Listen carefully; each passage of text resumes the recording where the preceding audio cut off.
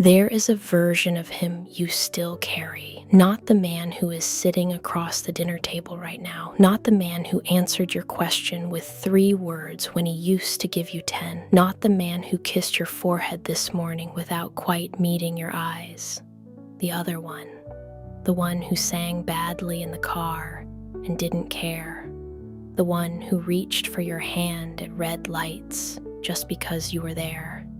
The one who prayed over you like he meant every word. His hand on your head, his voice low and certain, like a man who knew exactly who he was talking to.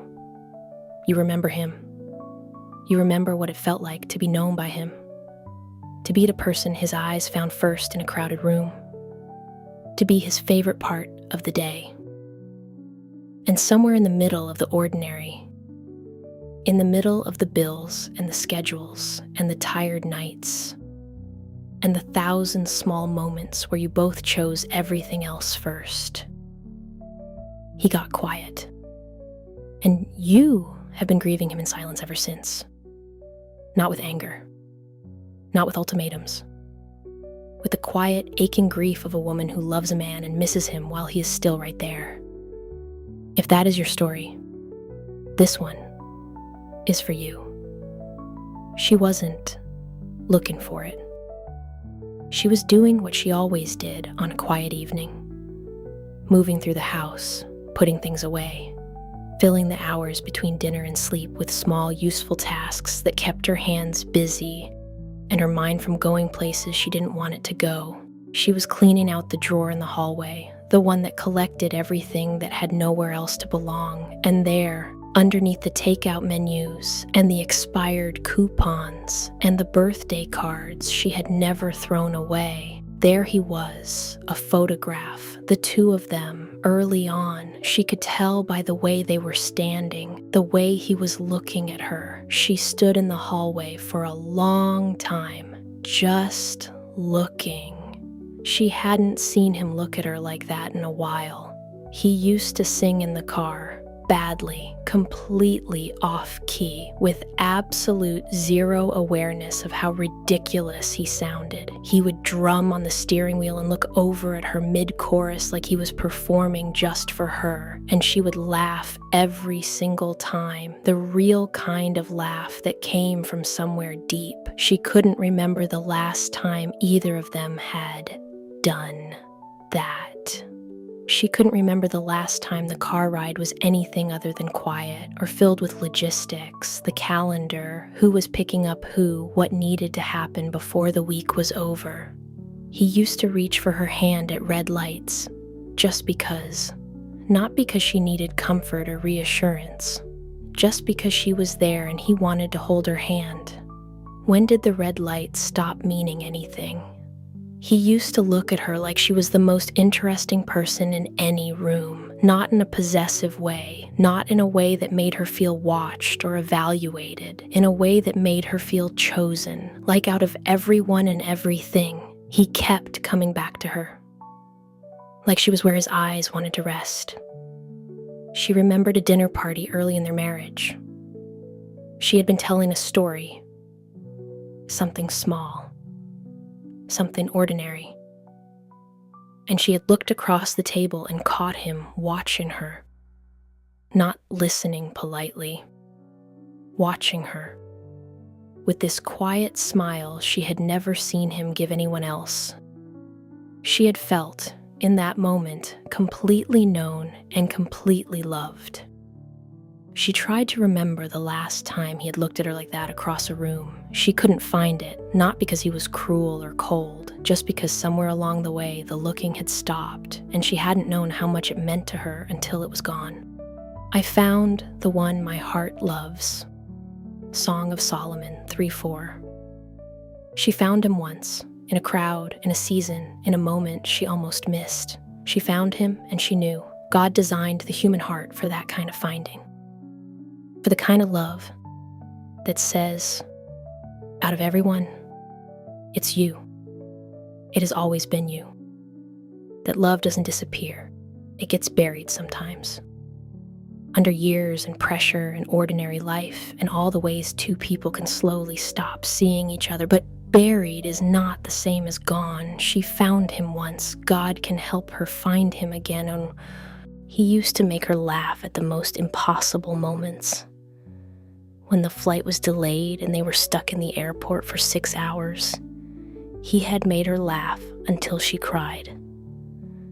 When the first apartment flooded and everything they owned was ruined, he had found something absurd in it, something only he could find, and she had laughed through her tears. He had this gift for finding the lightness when everything was heavy, for making her feel like no matter how bad it got, they were going to be okay because they were in it together, and together was enough. She sat with the photograph and realized she couldn't remember the last time he had made her laugh like that. Not the polite laugh, not the distracted chuckle at something on his phone. The real one, the one that came from him seeing her and choosing to make her feel light. She hadn't realized how much she had been waiting for it to come back. She hadn't even let herself know she was waiting. He used to pray over her, early in their marriage, before the kids, before the weight of everything, before life got loud. He would pray over her at night, his hand on her head, his voice low and unhurried, like a man who was completely comfortable in the presence of God. She had never felt more covered than in those moments. She had never felt more married. There was something about watching a man surrender to God that made her love him in a way she couldn't explain. Something about knowing that she had married a man whose first instinct was to bring things to God rather than manage them himself. She didn't know exactly when the prayers had stopped. Life had gotten busy. The kids had arrived. The nights had gotten shorter and the mornings had gotten earlier, and somewhere in the middle of all of it, the praying together had just quietly stopped. She missed it more than she'd ever said out loud. Has not the one God made you? You belong to him in body and spirit. Malachi 2:15. God is not indifferent to what happens inside a marriage. He is not watching from a distance. He is deeply invested in what two people become together. He made them for each other. He joined them together. And he is still present in the joining. Even when the joining feels frayed, even when the distance feels wide, even when the man across the table feels like a stranger wearing the face of someone she used to know completely, God made this marriage, and he has not stopped caring about it. She put the photograph down and went back to the kitchen. Marcus was at the table, phone in hand, dinner half eaten, somewhere else entirely. He looked up when she came in, gave her a small smile, looked back down. She stood in the doorway for a moment and looked at him. Really looked. Not the glancing look she gave him 100 times a day. The kind of look she used to give him. The kind where she actually saw him. And what she saw was a man she loved. A man who worked hard and showed up and tried in all the ways he knew how. A man who was tired in a way he didn't talk about. A man who had gotten lost somewhere inside his own life, inside the pressure and the responsibility and the weight of everything, and didn't seem to know how to find his way back. She didn't feel angry looking at him. She felt something much more complicated than that. She felt grief. It wasn't a dramatic distance. There had been no betrayal, no defining moment she could point to and say, that is where it changed.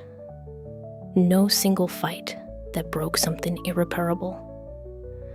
just the slow, quiet accumulation of 1,000 small moments where they had chosen everything else first. The phone instead of the conversation, the tiredness instead of the reaching out, the easier thing instead of the harder, more necessary thing. Neither of them had meant for it to happen. That was the most heartbreaking part. They had not drifted apart because they stopped loving each other. They had drifted apart because life was loud and demanding and relentless, and quiet intimacy requires intention, and intention requires energy. And energy was the one thing they never seemed to have enough of anymore. She knew this. She understood it. And yet understanding it did not make the distance any smaller. She thought about it that night while the house got quiet. What she missed. She didn't miss the grand gestures, the anniversaries and the surprises and the flowers. Those had never been what it was about for her anyway. She missed the small things. She missed the way he used to say her name.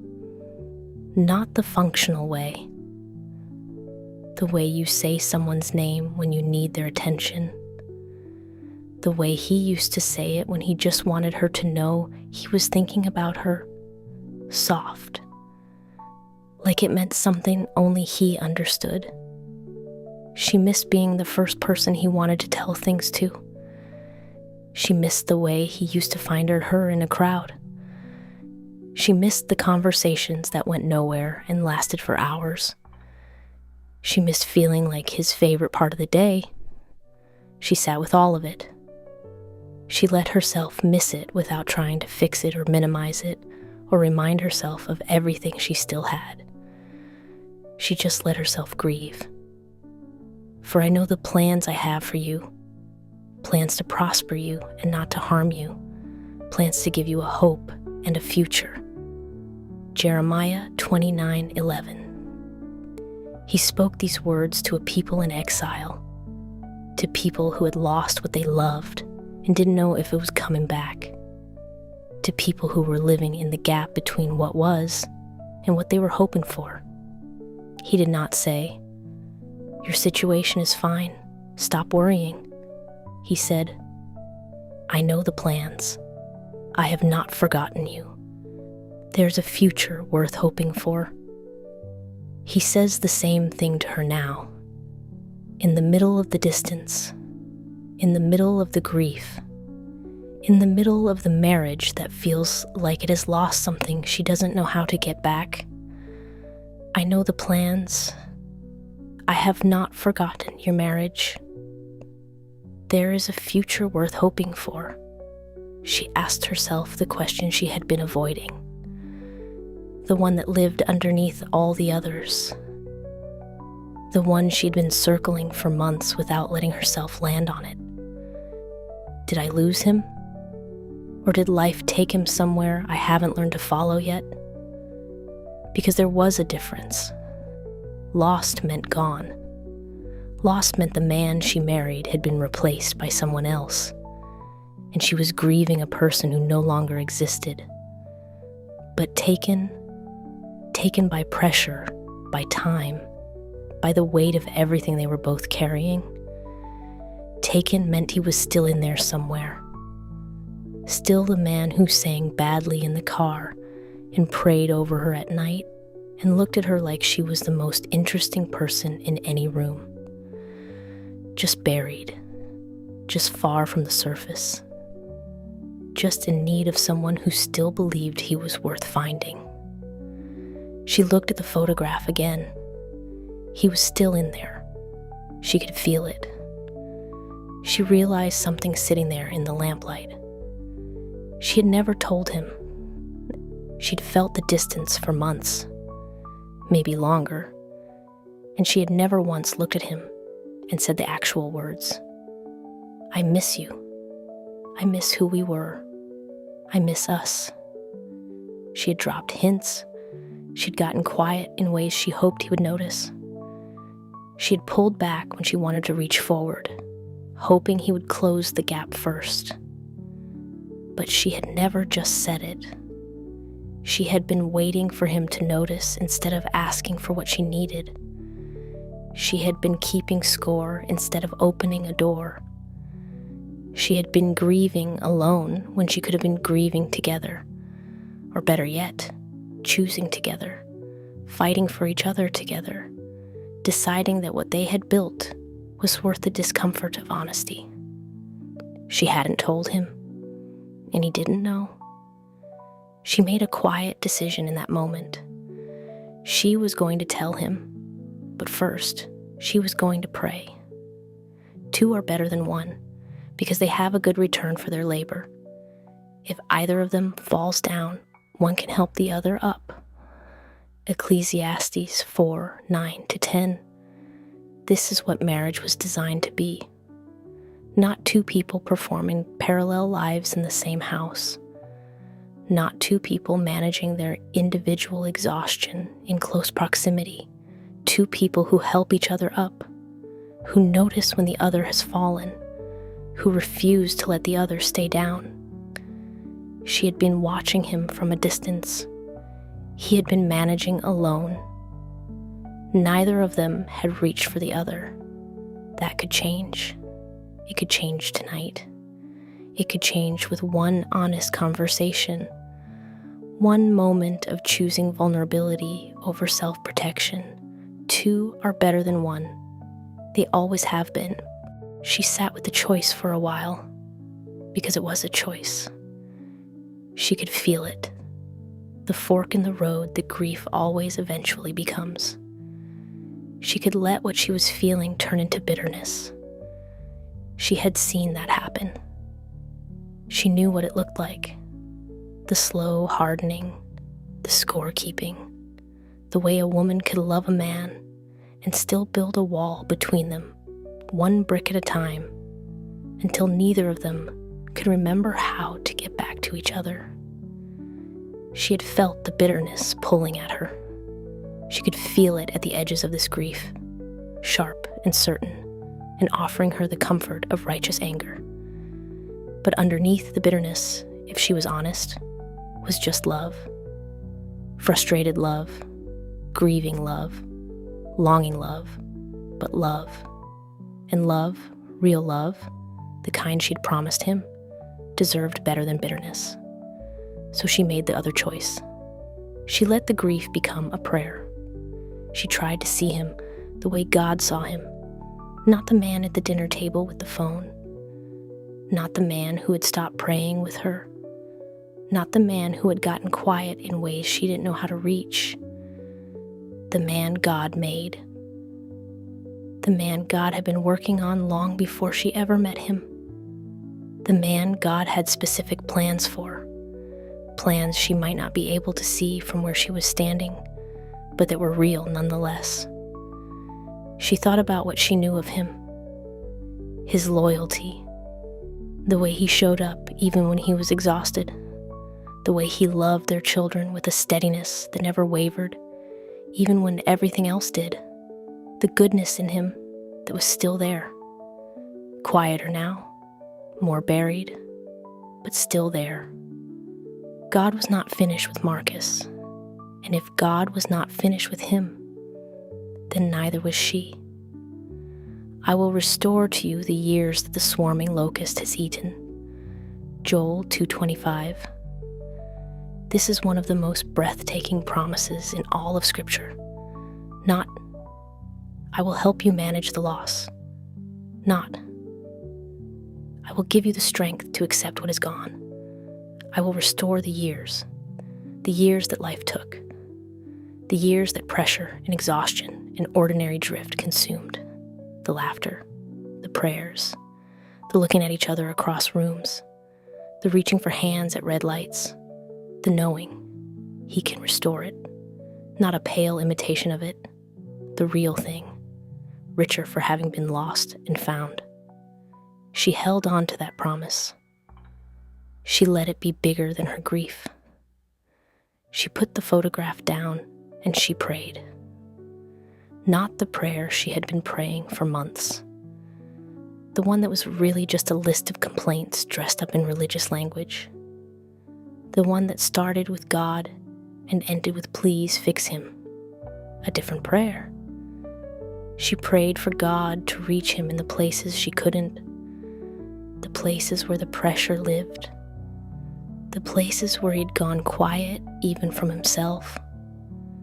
The places that had gone unattended for so long, they had started to feel like they were just part of who he was now. She prayed for God to remind him who he was before the weight of everything got so heavy. She prayed for her own heart, for the softness to stay, for the bitterness to go, for the love she had chosen on their wedding day to outlast the season. She prayed for them, not separately, together, for what they had built, for what they could still become. She was not leaving, not because it was easy, not because she had everything she needed, not because the grief had gone away or the distance had closed, or the man she married had suddenly reappeared in full. She was staying because she had made a promise, not just to him, to God, a covenant kind of promise, the kind that doesn't have an opt-out clause for hard seasons. And she believed, she was choosing to believe in the way that faith sometimes requires choosing before the feeling arrives, that God was not finished with this man, not finished with Marcus, not finished with their marriage, not finished with what he had joined together on that day when everything still felt possible. She was staying, and she was going to fight for this, not with control or ultimatums or the exhausting effort of trying to change someone, but with prayer, with softness, with the stubborn, quiet, faithful kind of love that refuses to give up. She started looking for what remained, not what was missing. She had spent enough time there. What was still there, the way he still made her coffee every morning without being asked, the way he checked the locks at night, the way he always found her hand during the hard parts of a movie, without thinking about it, without announcing it, just reaching, the way he had come home the night before and she'd been exhausted and overwhelmed, and he had just taken over. Dinner, baths, bedtime, no fanfare, just presence. He was still trying, in the ways he knew how, in the language of love that was native to him, the practical, showing up, quietly faithful kind. She'd been so focused on what she wasn't getting that she had stopped seeing what she had. He was still here. That was not nothing. That was actually everything. Because of the Lord's great love, we are not consumed, for his compassions never fail. They are new every morning. Great is your faithfulness. Lamentations 3:22-23. These words were written by a man sitting in the middle of devastation, not after the restoration, in the middle of the loss. And even there, especially there, he found this. New every morning, not new every year when things have had time to improve, not new eventually when the season finally changes. Every morning, his mercies are already waiting before she opens her eyes, before she checks the account or feels the distance or wonders if things will ever be different. New mercy, every single morning, for her, for Marcus, for this marriage, for whatever today holds. She looked at the photograph one more time before she went to bed. The man in the picture, the way he was looking at her, he was still in there. She could feel it, not as a wish or a hope or a desperate thing she was telling herself to survive a hard season, as a certainty. The God who brought them together was not finished with what he started. He was not finished with Marcus. he was not finished with her. He was not finished with the thing he had called good on the day they stood before him and said yes to each other. She set the photograph on the nightstand where she would see it in the morning. She got into bed, and a few minutes later, when Marcus came in and slid in beside her, she reached for his hand in the dark. He held it. Neither of them said anything. They didn't need to. They were still here. Both of them still here. And that was where God could work.